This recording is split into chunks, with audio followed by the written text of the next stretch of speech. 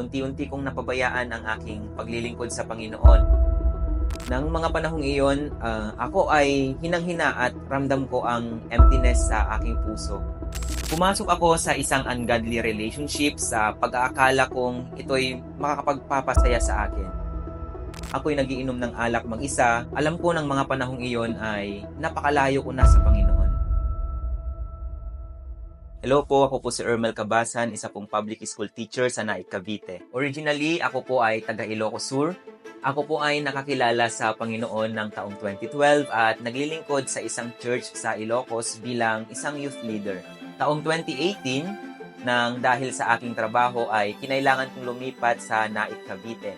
Dahil sa pagkahiwalay sa aking church community, unti-unti kong napabayaan ang aking paglilingkod sa Panginoon at eventually ay naglaylo sa ministry. Natigil din ang mga Bible study na aking pinangungunahan. Nang mga panahong iyon, ako ay hinang-hina at ramdam ko ang emptiness sa aking puso. Dahil doon, sinubukan kong punan ang aking puso ng kasalanan at paggawa ng mga makamundong bagay. Pumasok ako sa isang ungodly relationship sa pag-aakala kong ito'y makakapagpapasaya sa akin. Lumipas ang 2 taon, humantong din kami sa hiwalayan at ito'y nagdala sa akin ng matinding kalungkutan at brokenness sa aking puso. Dumating sa punto na ako'y nagiinom ng alak mag-isa at nagpatato para lamang libangin ang aking sarili. Nahumaling din ako sa mga mobile games na halos hindi na ako nakakatulog sa gabi. Alam ko ng mga panahong iyon ay napakalayo ko na sa Panginoon. Desire kong bumalik sa Kanya pero hindi ko alam kung paano. Isang araw, taong 2022, nag-message sa akin ang isa sa aking mga pamangkin na magkakaroon daw ng revival event and retreat sa Batangas. Nang mga oras na iyon, naisip kong ito na siguro yung pagkakataon na makabalik ako sa Panginoon at mag-apoy muli sa paglilingkod sa Kanya. Kaya naman, kasama ang pamangkin ko, kahit na unang beses naming papunta ng Batangas ay naglakas loob kaming bumiyahe ng ilang oras para makasama sa retreat. Unang araw pa lang ng retreat, naranasan ko kaagad yung breakthrough sa pagpupuri at pagsamba sa Panginoon dahil sa all-out worship na mayroon doon.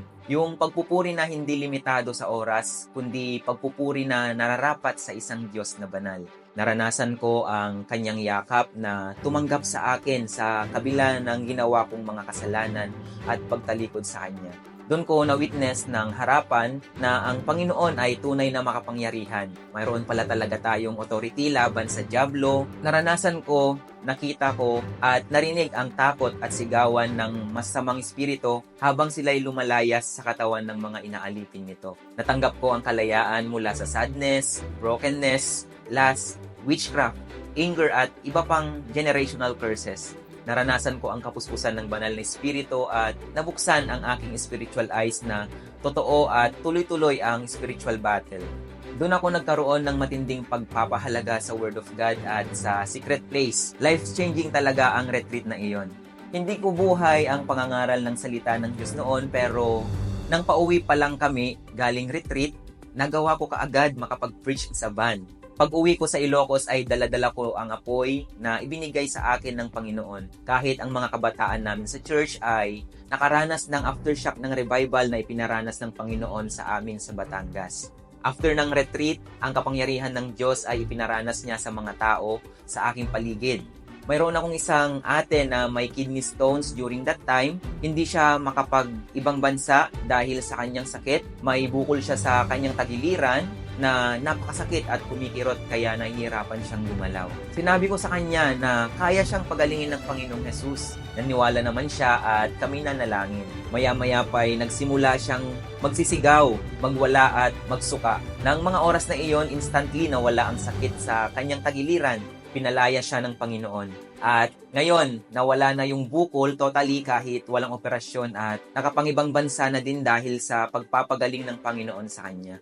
Maging sa aking trabaho, ipinaparanas ng Diyos ang kanyang pagkilos. Nakapagsimula akong makapagbahagi ng salita ng Diyos sa mga classrooms, namamahagi ng libreng Bible, nakapagpatotoo at dahil dito maraming mga bata ang nagsuko ng buhay sa Panginoon. Isang beses may estudyante ako na napakataas ng lagnat dahil sa sakit sa dugo. Ilang buwan na siyang hindi nakakapasok sa klase. Lumapit ang kanyang mga magulang para maipanalangin yung bata. That time na ibahagi ko ang kaligtasan sa kanilang buong pamilya at nanalangin kami. During prayer, pinagpawisan ng matindi yung bata at agaran siyang nakatanggap ng kagalingan mula sa Diyos. Hanggang sa mga oras kong ito ay sama-samang naglilingkod ang pamilyang iyon sa Panginoon. Sa isa namang pagkakataon, may isa akong co-teacher na masakit ang tuhod kaya hirap maglakad. Nagtestify ako sa kanya at nagsabi na kaya siyang pagalingin at palayain ng Panginoon. Sa aming pananalangin, hindi lamang siya pinagaling kundi pinalaya din siya mula sa espiritong nagdala ng kanyang karamdaman. Na-witness ng mga co-teacher ko ang deliverance na nangyari sa school at nakita nila ang kapangyarihan ng Diyos na magpalaya. Kinonekta din po ako ng Panginoon sa community ng mga revivalist at hanggang ngayon ay sama-sama kaming naglilingkod sa Diyos, nangangaral kahit saan, nagpapatotoo sa kapwa Kristiyano at nananalangin para sa mga tao. Masasabi kong itinawid ako ng Panginoon mula sa pagiging backslider patungo sa pagiging fire carrier. Sa Diyos po ang kapurihan sa lahat ng kanyang ginawa at patuloy na ginagawa sa aking buhay. Kung isa ka sa tao na nakakaranas ng katulad ng naranasan ko noon, huwag kang mahiya na lumapit sa Panginoon dahil naniniwala ako na inaantay ka lang din ng Diyos at gusto kanyang palayain sa bagay na yan at gusto kanyang alisin sa sitwasyon mo ngayon. Ang expectation ko po sa darating na Revival Camp 2024 ay maraming ipaparanas na kamanghamanghang bagay ang Panginoon katulad ng pagpapaapoy, pagpapalaya, pagpapagaling, at ganun din, ma-equip na maging sundalo ng Panginoon sa mga huling araw. Ayan, sa bawat nakakapanood po ng video na ito, iniimbitahan ko po kayong lahat na mag-join sa Revival Camp na gaganapin po sa July 22 to 24, 2024. Kayo po'y mag-register na po. Huwag nyo na pong palampasin po yung pagkakataon na ito dahil alam ko na ang Lord ay maipaparanas sa'yo.